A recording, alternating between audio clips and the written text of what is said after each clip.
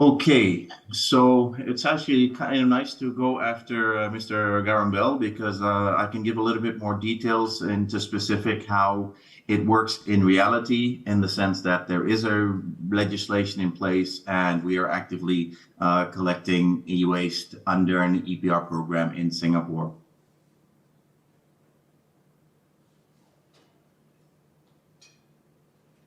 E-waste, first of all, is the fastest growing solid waste stream in the world. And for our Singapore operation, we collect about 6,000 to 7,000 metric tons per year. A little bit of a side note to there is that we also operate a similar scheme in Hong Kong, where we collect in excess of 20,000 metric tons per year. And main differences between Singapore, we only operate the program. We don't do the recycling. In Hong Kong, we actually do the collection and the recycling. But today I'll be focusing purely on Singapore. I don't think I really need to get into this, but just a quick one. Why is it important to recycle e-waste? On the one side, if we don't recycle e-waste, we're throwing away valuable resources in the form of metals and precious metals. The concentration of metals in e-waste is much higher than the ore that we can mine from the ground, so it's much better to recover them from e-waste. On the other hand, if we don't recycle e-waste properly, it can have negative impacts on the one side to chemicals being leached into the environment, or on the other hand, for humans being exposed to chemicals. So there's a lot of benefits to recycle e-waste. Small little fun fact, the Tokyo 2020 Olympic medals were actually made from metals that we recovered from e-waste. So what did Singapore do? Singapore is working towards a zero waste nation, and they identified 3 different waste streams that they want to focus on, and that being food, e-waste, and packaging, including plastics. The 3 priority waste streams for closing the resource loop and working towards a vision of zero waste nation. It is also mentioned that e-waste at this point only makes up about 1% of the total waste generated in Singapore, but as it could have detrimental effect for the environment, it needs to be properly recycled. All this has led to the government implementing the Resource Sustainability Act, the law that actually governs the whole EPR program for those respective materials. There was research done in Singapore of how much e-waste was out there, and it was estimated that about 60,000 metric tons of e-waste was being generated annually, or about 11 kilograms per person. And e-waste offers a great potential for circular economy because it does have metals that can be fully recycled and go back into the economy to produce new items. And like I said previously, the concentration of metals is much higher than what we find in the ore. On the right-hand side, we saw a little bit of the research results in the sense of what was happening with e-waste before the implementation of this program. We saw that a lot of material was either thrown away, it was passed to the delivery man, or was traded and resold. All this was used to basically generate the Resource Sustainability Act and to find a proper solution for Singapore.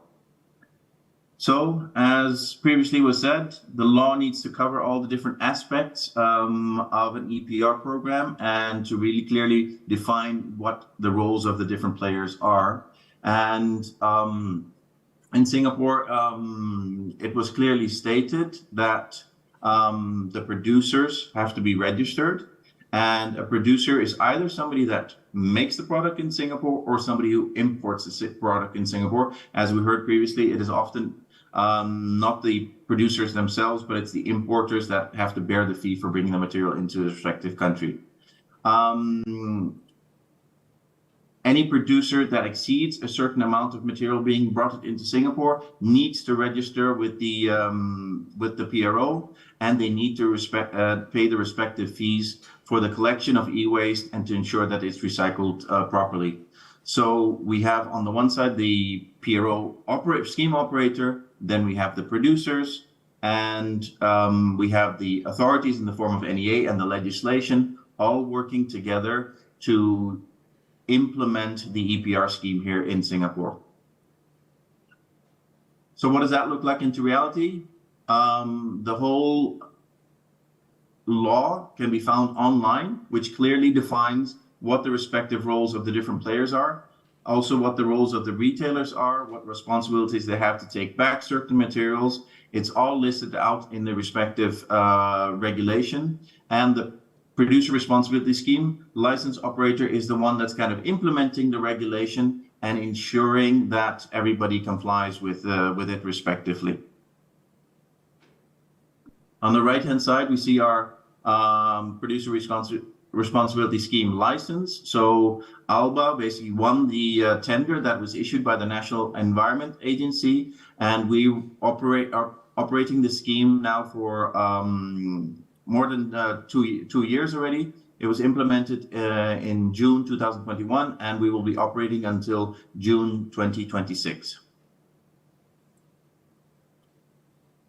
These are the current materials that are regulated in Singapore. So unlike what Mr. Bell just basically presented, the full list of all the different items, Singapore has started out with these respective items. And I normally divide them into, on the one side, ICT equipment, so in computers, laptops, printers, large household appliances, electric mobility devices, batteries. In our case, EV batteries is included into the programs, and we cover light bulbs. On the right-hand side, you see them listed, and the amount of material license there, the license scheme threshold, means that any producer or import, for example, that brings in printers of a weight of more than 10 metric tons per year, needs to become part of the, needs to register, needs to report how much they bring in, and based on that, we will be billing them the respective cost of running the scheme, and I'll get into a little bit more details of that. The Singapore scheme is purely based on a producer or an importer's respective market share. So everybody reports how much they bring in. Based on that, the National Environment Agency determines what their market share is, and based on that, they have to contribute to the scheme to ensure that the material is collected back and recycled properly. This is our facility. And as the PRO operator, we are responsible for the programs to encourage the public to recycle their e-waste.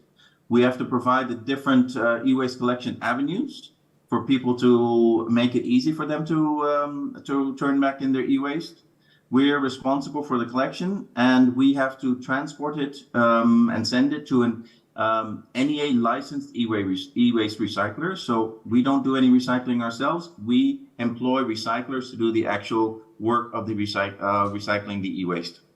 We do audit recyclers to ensure that they have the highest environmental health and safety standards. And lastly, we have set up a data management system to track what we collect from where and where we send it for final processing and what was recovered from there. So we have very extensive data about what has been collected in Singapore and where it has gone for its final processing. This is a little bit of a depiction of the overall program. On the left top-hand side, we see the producers sell to consumers those different items. And below that, we see the different e-waste collection mechanisms. So on the one side, we have what we call e-bins, different bins that people can deposit their e-waste. We have e-drives where we go into the community to collect e-waste. We work with retailers to take back equipment. So in Singapore, if you buy a washing machine from a retailer, you can just ask the retailer to take back the old washing machine, and we will collect it from that retailer and ensure that it's recycled properly. We also offer doorstep collection. That is one of the few things that we actually charge for, where somebody says, I want you to collect my fridge, then we charge a small fee for the collection and ensure that it's recycled properly. After we have all that material collected, it comes to our logistics and sorting hub. And as it is said, it's just a logistics and sorting hub. So we organize all the collections. When the material comes in, we will separate it out. So we get mixed materials from a retailer, might be washing machines and fridges together, and we'll separate them out. Because we have different recyclers. On the right-hand side, we see that we have different recyclers for different types of material. I think you can imagine that a recycler that can recycle screens, he might not be well suited to recycle a washing machine. So we will have different recyclers for different materials. And where there is any hazardous material coming out, for example, refrigerant gases that are recovered from refrigerators or from air conditioners, or printed circuit boards that are removed from computers, we do want to see where that recycler sends that material to ensure that it's all environmentally handled properly. This is what it looks like in reality. On the left-hand, top-hand side, we have our different bins. We have them in different sizes for different types of material. The top one on the left is for large ICT equipment and lamps and batteries. The one in the second one is for batteries and lamps only. The right-hand side shows the truck that we are collecting back from the retailer. Bottom left is where we work with town councils here in Singapore. There are 17 different town councils. We work with them as well to collect the e-waste back. And the last picture in the center is the e-drive, where we go out in the community and give the population a chance to just come down within their living environment to drop off the e-waste, and we ensure that it is recycled properly. How well do we cover the island? Well, we have about 600 different points where you can drop off your respective e-waste. And if you look at the graph, basically the bottom left-hand figures, for batteries and light bulbs, we cover about 90% of the households in Singapore within 500 meters. If we look at where they can drop off computers and printers, it's about 68% of the households that we cover within a range of 500 meters. So they only have to travel 500 meters. The majority of households only have to travel 500 meters to find a locations where they can drop off their materials. And on the right-hand side, you again see our three different, some of the different bins that we have, the big 3-in-1 bin, lamps and bulbs, and we also have a separate bin for locations that might only have batteries and therefore only collect batteries. A little bit about the design of our 3-in-1 bin. This is what it looks like in reality, and what you see on the right-hand side is what we have inside those respective bins. So we have these wheelie bins that are inside these bins to make it very easy for us to go to the location, to just exchange the bin and collect the e-waste back and bring it to our office. And then we can basically measure how much we collected from that respective location. We use extensive technology. Each of those big 3-in-1 bins has a fill sensor in it that works with a SIM card and reports to us daily what the fill level is. And based on the fill level reaching a certain amount, then it will trigger the collection mechanism to go out and arrange a swap of the bins. So to ensure that the bins don't get overfilled. And that all feeds into our data management system, which you see on the right-hand side there. So we have extensive knowledge of what we collect and how much is being collected in each respective location. How did we determine where to put different locations, where to put collection mechanisms? We had extensive research in the sense of where the population density was and which different locations we considered. So we started with about 4,800 percentage locations, and it's whittled down to about 600 locations where we collect e-waste. This is our current map of the different bins out there. Now, the center part of Singapore there's nothing there because it's actually just a national park. So that is, there's no population there, and that's where it's empty. But you can click on the different locations and see what kind of collection is available there. Is it a 3-in-1 bin? Is it a battery-only bin? Or is it a e-drive that might only be active in at certain times? A little bit of detail about our e-drive. So we have about 200 different locations where every 3 months we will be at that same location. We will organize these events. We will advertise it to the public to make it very easy for the public to recycle their e-waste. So what do we have in the form of data integrity and security? Well, first of all, we have our dedicated depot to ensure transparency of the e-waste volumes collected. I think for a lot of programs, it is very difficult to determine what was collected where. So we have our own data system that captures exactly what we collected where and where it was sent for final processing. In that program, we also have the producer management module where all the producers have to be registered, and they will get their respective invoices for the material collected, as well as their membership fees. Within our data management system, we track our trucks. We know exactly where they are and where they're organizing the pickups. We track extensively what was collected where, and on the top end right, we also take pictures of the material, so we have a proper record to look back at when material was collected and what material was collected.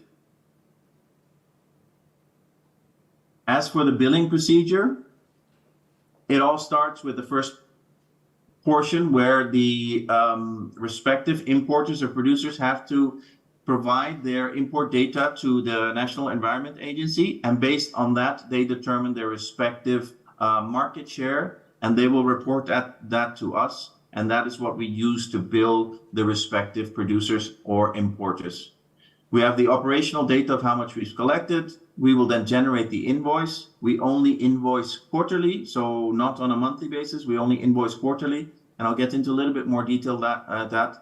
If there's any concerns from any of the producers, we have a direct contact to our key account manager that can address any issues or any queries that they might have. And the producers also have access to our data management system, so they can track their own responsibility and their own cost that they have to bear. This gets a little bit more technical, but it shows the sequence of our billing process. The cost structure in Singapore is divided into two different mechanisms. One is a membership fee that you are compulsory to pay if you are responsible for paying it. And this is something that we bill in advance. And you see that at the top bar, each respective quarter, the membership fees are billed also based on your respective market share. And then the bottom part is the collection and recycling fee, where we have actually collected that volume, and we are only allowed to bill the producers when it has been sent for recycling. So it's not based on when we collected it, it's only when we send it for recycling. Then quarterly we can bill those respective figures to the different producers for their respective market share for the collection and recycling fee. I already mentioned we're also responsible for education and PR activities. And these are some of the things that we've organized. So on the one hand, top left, events that we hold in shopping centers. We are active on social media. We have organized an art exhibition on an annual basis. We organize talks at school. We organize talks at these kinds of events. So we do a lot of information sharing to the public to make them aware about the positive effects of e-waste recycling, and as well how and where they can recycle their e-waste. At our facility, we also have an education center where we regularly receive guests from different schools, community partners or corporate partners that can come to our facility and learn about all the different activities that we do within the EPR program, and they can have a little bit of a look at basically what our operation looks like in real life. Lastly, to get out to people and to encourage people to recycle their e-waste, we do have an app out there where people can earn rewards for recycling their e-waste, and those rewards can be collected from either food delivery or from supermarkets and things like that. So a little bit of an incentive to get people to recycle their e-waste properly.